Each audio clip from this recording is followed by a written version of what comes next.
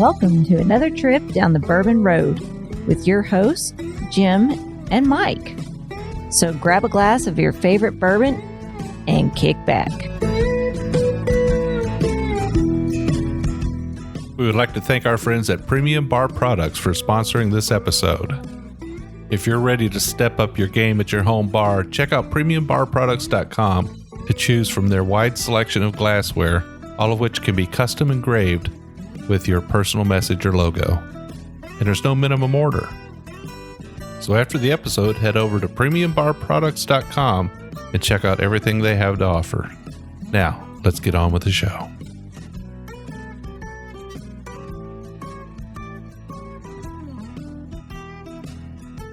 Hello, everybody. I'm Jim Shannon. I'm Mike Hyatt. And this is the Bourbon Road. And today, Mike, we're absolutely excited, right? You're excited. I'm excited. It's a Craft Distillery Monday, and we're having a rye. Your favorite thing. I am so glad. This is so cool. Jim, when are we going to drink some weeded whiskey? Yeah, next. Oh, man. Next. I promise it'll be next. You just got to find us a good bottle of weeded whiskey, right? I'm waiting for you to bring it. I know. It's about my turn, isn't it? All right. So today, what do we have, Mike? Well, we've had these guys on before. It's J.W. Kelly and Company out of Chattanooga, Tennessee. We got some good friends down in Chattanooga, don't we? We do have some good friends in Chattanooga. Yeah, Adam and Sarah lives down there. Some of our roadies. He's our moderator. Love him to death. But J.W. Kelly was kind enough to send us this bottle to review. Now, I've had this under the counter for a while. I know you've been jonesing for it. I'm ready for it. No doubt about it. I remember the last time we had J.W. Kelly on the show. Very, very good stuff. I remember it was great. But the one thing I do remember is laying on my belly in Bowling Green, Kentucky at some old iron bridge in a railroad track and taking a picture of that bottle. I hope I'm right. Am I right, Mike? Yeah, I think it was an awesome photo. It fit. Because when you think of Chattanooga, I think of Chattanooga choo-choo. Yeah, so we were visiting some family in Bowling Green, and my son-in-law said, there's this great bridge over here. It'd make a great shot. Let's go do it. So we did. And turned out to be pretty good. So I've got fond memories of J.W. Kelly. I'm a great fan of rye whiskey, and I'm glad to have this bottle here today. You've poured me a pretty good pour here, Mike. What's the proof on this bottle, by the way? So it's 92 proof. Beautiful old school bottle, kind of like that Old Forester bottle, I guess. What you think is a old school whiskey bottle, maybe. And this has got a name, though, right? It is. It's the Melrose. Now, this is not a finished, or is it a finished rye? So this is a double barreled. Okay. And it's, God dang, why you got to make me say this? I'll do it. Hand it here. Let's check it out. I'm going to get myself in trouble here. Okay, so this is J.W. Kelly's Melrose Rye Whiskey. It's double barreled in an Amarone cask. I don't know if it's Amarone or Amarone or whatever, but yeah. So it is a secondary finished rye, 94 proof. Now, what do you know about old J.W. Kelly? You know he was born in Ireland? Yeah, I think we went over the history a little bit there. So there is some family history there. Yeah, he used to have a whole crap ton of whiskey and stuff. But the weird thing about him is that he got to Chattanooga right between Nashville and Chattanooga right in the Civil War, which was a weird thing. And that's the thing I'd like to know about their history about him is what did he do in that time period? How did he get from he was born in 1844 over in Waterford, Ireland. Did I say that right? Waterford, Ireland. Now, what's Waterford known for? Napogue. Well, I thought it was Waterford Crystal. Yes. Waterford Crystal, isn't Napogue Irish whiskey from there too? Well, our friend there, he's Tony. He's from Waterford. Oh, okay.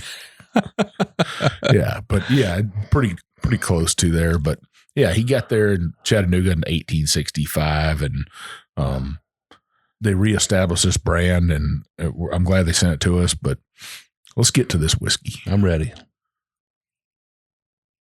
Very light on the nose.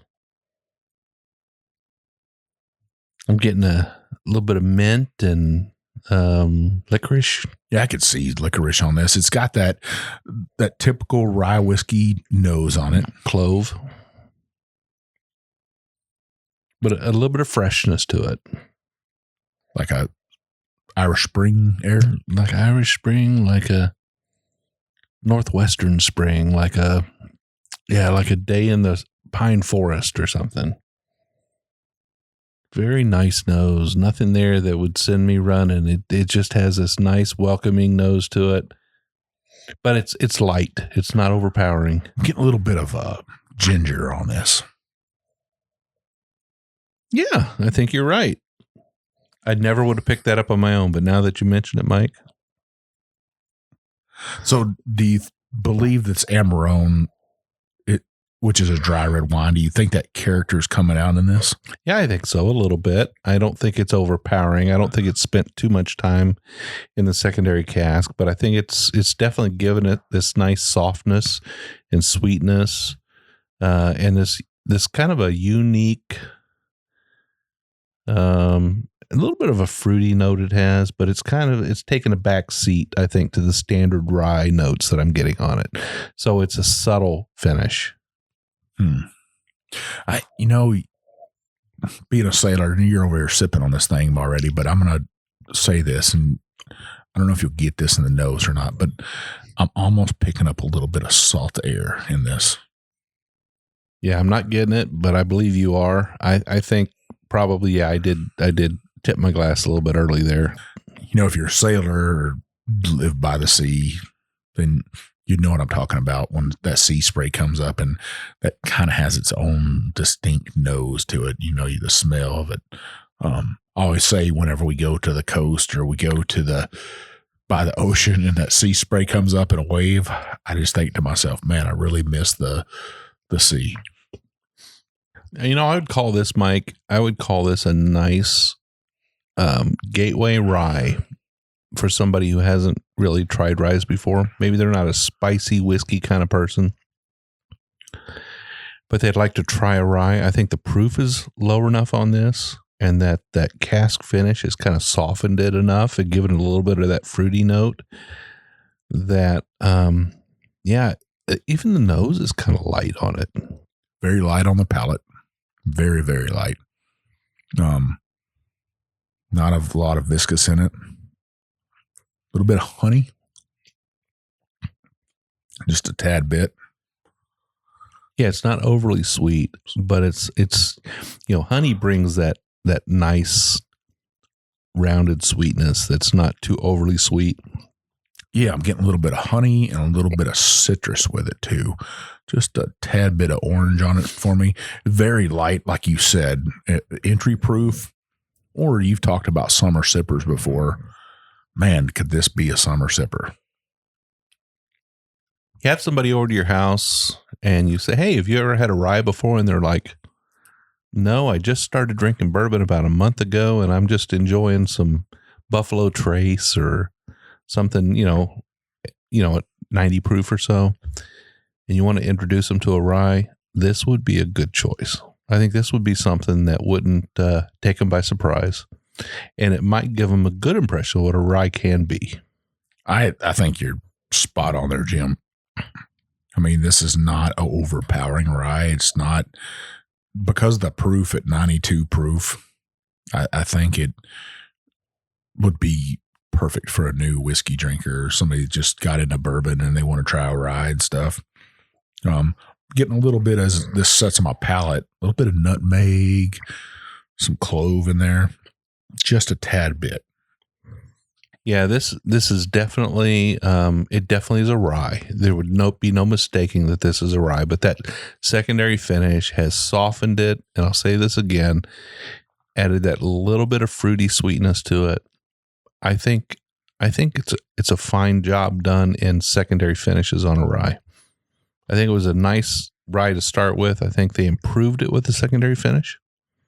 Yeah, I could see that, putting it into that wine barrel, which before this, neither one of us knew what that was, which is kind of funny because both of us I would say we're both well-versed in wines or and many different spirits. I never heard that. Now I might go and look for that red wine somewhere. I love drinking dry red wine with a steak. It's one of my favorite things. Or if I'm eating an Italian meal, and you've seen me tear up some Italian food and tear up some red wine before. Nothing wrong with that. I've had people say, "Oh, you're a wine drinker." No, I'm a beer drinker, a wine drinker, a whiskey drinker. Depends on the meal, I guess. So yeah, I think this whiskey would go well with a steak. I think it would. I think it'd go well with some veal. I think it'd go really good with some veal. Some venison. And some venison. Yeah, there's a good choice. Absolutely. By the way, Mike, I loved your venison breakfast sausage the other day. Absolutely delicious. You sent me home with a little bit after I had it for breakfast. I took some home, and I just enjoyed it for a couple of days. Really nice. It is good, isn't it? It is really good. It's a little bit. I cooked on my smoker actually. Outside because it makes less of a mess, and you fried up sausage in your pan, it just splatters everywhere. So I just put it on smoker and cooked it. We probably cook a little bit different than everybody else. We cook our bacon in the oven and we cook our sausage on the smoker. But I don't know of a better breakfast sausage out there. I love it. I love making it. I love serving it to people, and especially, getting a compliment saying, "Hey, I made that with my own two hands. I killed the deer, processed the deer, and then I took it and ground it up myself and made a breakfast sausage." And I do buy the packages of seasoning because that stuff can be very dangerous. You can get botulism from it, which nobody wants, right? Right. But I'm very safe about it. I'm very clean. And then I get to serve it to friends and say, "Hey," only with special friends. Not everybody gets breakfast like you got over here. That was awesome. It was an amazing breakfast. You did take some pictures. Now, did you post those? I didn't notice. I did. We actually had Seldom Seen Farms sent us some maple syrup finished in bourbon cask from Bluegrass Distillers. And I thought that was pretty awesome. They sent us a bottle to try, but I was glad to post that for them and talk about it. And it was some good stuff. And then Vivian whipped up some blueberry pancakes for us. We had that breakfast sausage, fresh eggs from your farm. From all my chickie poos. Yeah. Yep. So we had fresh eggs, fresh sausage. We made some bacon, had some biscuits. Bojangles biscuits. Bojangles biscuits. And you got to know when to stop, right? You got to know when to just go buy something. I don't know. I can make a good beaten biscuit, but it'll take half my morning, Yeah. And Bojangles biscuits are so good. You hear me, Grease? You think the Grease would fit a whole biscuit, Bojangles biscuit in his mouth? Oh, I think you can. Grease, if you're listening to this, man, you have to post a photo with a Bojangles biscuit in your mouth. I'm challenging you, man. Yeah, he's a big Hardee's biscuit fan too. What's the best biscuit out there? Yeah, so finishing up on this, I would say this is a light to medium finish on this rye whiskey. Just because the proof, and it doesn't have that oil to it, I guess, that viscosity. Not very thick, but what a summer sipper. Nice entry level rye for somebody. $60 MSRP. Mm-hmm. It's craft distillery. It's craft distillery. Yeah. People got to remember that when you're buying craft stuff, that it costs those little guys a lot more to make whiskey than it does some giant that's selling millions of bottles. So, yep. So if you're doing a little bit of traveling, you find yourself in Chattanooga, Tennessee. If you're traveling down to Florida, or you're back from Florida, or heading across Tennessee, and you find yourself in Chattanooga, Tennessee, you get a chance to stop in at J.W. Kelly. I'd highly recommend picking up a bottle of one of their expressions anyway. This one in particular, I think, is a good choice if you got somebody who hasn't had a rye yet, and you don't want to scare them away from rye. You want to give them one that just sort of a little bit soft up front, kind of nice and sweet, a little bit of spice to it, but got that nice but honey bold finish on it. Yeah, I think it's good. So it'd be a buy for both of us. Like I said, light to medium finish. It's good. I wouldn't gift it to anybody, but if you're looking to try to get somebody into a whiskey, into ryes, this is, like you said, perfect. Might not be bad to have on your bar, just in case that person shows up at your house for something and you're talking about ryes and they're like, yeah, no, I've never had a rye before. Now, when people talk about ryes, I think this is great because if you have a wine drinker comes over and they're interested in whiskey, dry red wine will have that little bit of kick to it, that little bit of spice. Yeah. And this has all that, just a tad bit of spice, not a bourbon spice, not a, cast strength rye whiskey spice, but it has a spice to it. So, yeah. So there we go. So you can find us at Instagram, Facebook, Twitter, and YouTube at The Bourbon Road. We actually have a private Facebook group called The Bourbon Roadies. Check it out. Answer 3 questions. Are you 21? Do you like bourbon? And do you agree to play nice? Which means what, Jim? We don't tolerate any rudeness. So if you're coming into our group, we just want you to play nice and get along with everybody. We want to make sure that everybody has an opportunity to review whiskeys and post their findings and post their pictures and just not get jumped on by everybody else. Just have a nice time. And we do want you to tell the truth about what you feel about a whiskey you've tasted. So if you've had a whiskey, you'd like to give an honest review of it and you didn't like it, well, by all means, tell everybody you didn't like it because that's honesty, right? But just don't jump on somebody else's decision on what they like and what they don't like. Yeah, I think that's there's whiskeys that I don't like, but that's not our job here is to tell people what we don't like. What our job is, I guess, or a hobby or whatever you want to call it, is to be honest about it, taste a whiskey. I'm not a big rye guy, Jim. You know that. Everybody knows that listens to us. I'm working on you. But I can appreciate a rye for what it is. And we want you to do the same thing out there. Just remember that if you do a review, not everybody's going to love it. And the same thing is respect that person that they took the time, they actually tasted some whiskey. They were honest about it. Let them post it. Especially those new whiskey drinkers out there. We want to see you on the Bourbon Roadies. Review some whiskeys for us. Show us what you got. Let's see what your palates say compared to me and Jim's. Yeah, we do 2 shows a week. This one we're doing right now is our Craft Distillery Monday series. Usually a pretty short show, 15 minutes or so. We talk about a new whiskey that we've got, some craft whiskey. Sometimes it's a big boy, but usually a smaller craft distillery. Every Wednesday we do a longer format episode up to an hour in length. Sometimes we have a guest. Sometimes it's just Mike and I drinking some whiskeys and talking about things. So we invite you to 2 shows a week with us. We'd love to have you. And if you really like what you hear. So if you really like us, scroll on up, hit that subscribe button. What that'll do is you'll get a reminder saying, hey, the Bourbon Road dudes recorded an episode. They released an episode and I get to listen to it.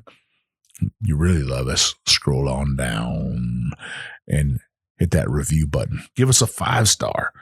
Tell us what you loved about the episode or about all of our episodes, about our show. That opens doors for us. It allows me and Jim to get in there, have great guests, have great content for you, and we enjoy putting on something like that for you. If you don't, hey, leave us a 1-star. But at the same time, tell us where we can improve. That's the only way the show gets better, Jim, is if people are honest with us, just like we're honest with them about the whiskey we're drinking. Absolutely. So we would love for you to check us out online, check out our website, read our blogs, purchase a Glencairn that says the Bourbon Road on it. Take a picture of it with your favorite bottle. Post it online. We'd love to see that. I'm Jay Shannon 63. I'm One Big Chief. And we will see you down the Bourbon Road.